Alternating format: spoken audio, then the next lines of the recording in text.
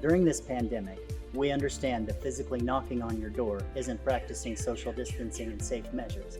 So we've created this virtual door knock video for you to take a look at.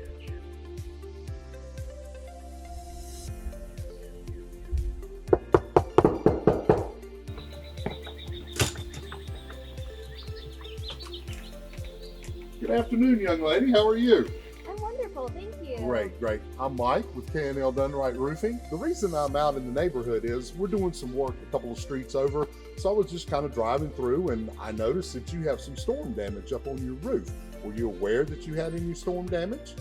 No, I wasn't. Well, what we could do is we do a free inspection, which means that I would go up on the roof and I would look a little further for more damage, possibly hail damage and more wind damage from what I'm seeing from the road. Once I determine that there's enough damage, I'll come down, I'll show you the pictures, and we can, on your behalf, call your homeowner's insurance and help you file a claim. How does that sound? That's wonderful, thank you so much. Fantastic. If you'd like to step out, I'll show you what I'm seeing.